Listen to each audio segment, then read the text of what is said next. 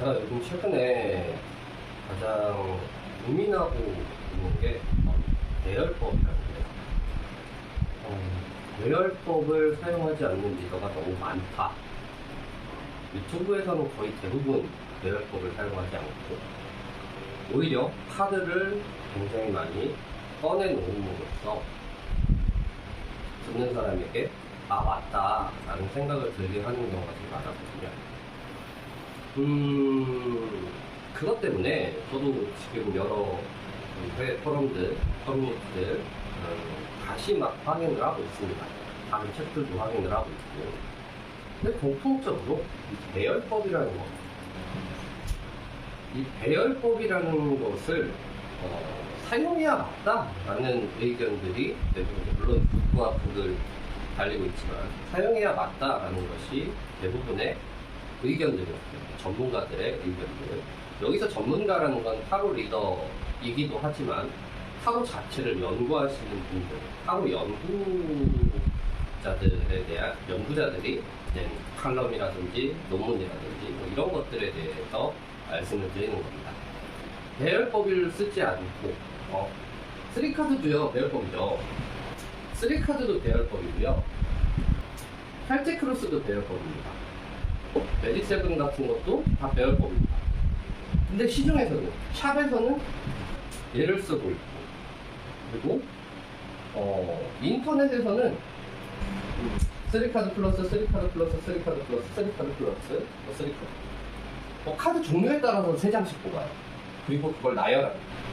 이게 맞는 방법이냐? 라는 것에 대한 고민을 굉장히 많이 했거든요. 저의 고민이기 때문에 제가 내린 결론이 맞을 수도 있고 틀릴 수도 있습니다. 저는 틀린 방법이다라는 결론을 다시 내릴 수밖에 없었어요. 그렇게 표현을 한 분이 계시더라고요. 3카드. 3장의 카드로 길게 리딩하는 것과 10장의 카드로 길게 리딩하는 것. 어떤 것이 더 많은 힌트를 주고 있는 걸까요?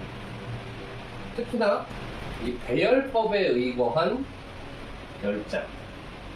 특정한 자리에 특정한 의미가 있고 특정한 연관성을 찾아야 하는 이 배열법에 의한 10장과 단순히 3장과 어떤 것에서 더 많은 힌트를 얻을 수 있겠느냐, 그리고 그것을 정확하게 읽어줄 수 있겠느냐 라는 글을 봤습니다. 공감이 갔어요. 3장으로 얻을 수 있는 것들은 한계가 있어요. 배열법에 의거해서 카드를 리딩하는 것들은 그 글에서 이야기한 것처럼 힌트도 있고요.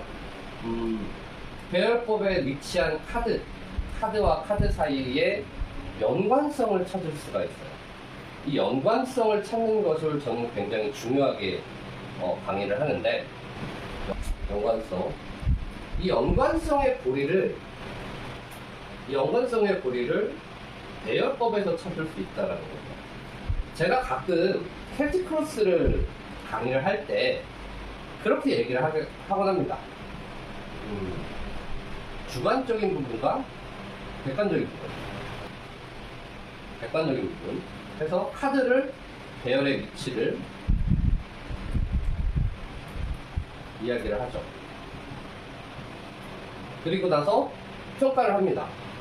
주관적으로는 긍정적인데 객관적으로는 부정적이다. 주관적으로는 긍정적이고 객관적으로도 긍정적이다. 주관적으로는 부정적인데 객관적으로는 또 부정적이다. 주관적으로 부정적인데 객관적으로 긍정적이다. 이런 부분들, 요 가운데 요 두 가지는요 현실 파악을 제대로 하고 있다는 소리고요. 요 두 가지는요 현실 파악이 안 되고 있다는 소리예요.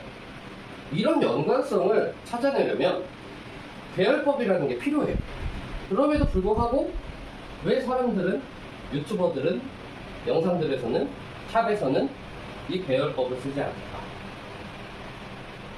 이 여러 종류의 카드로 3장 뽑아서 한 더미에 그 스프레드에 바닥에 가득 차게 카드를 깔아놓는 것보다 하나의 정확한 배열법으로 내담자가 고민하고 있는 것들, 생각하고 있는 것들을 그대로 파악하고 공감하고 수용하고 창의력을 더해 방향을 찾아내고 이런 것들을 하지 않는 것일까? 그게 계속 의문이었어요.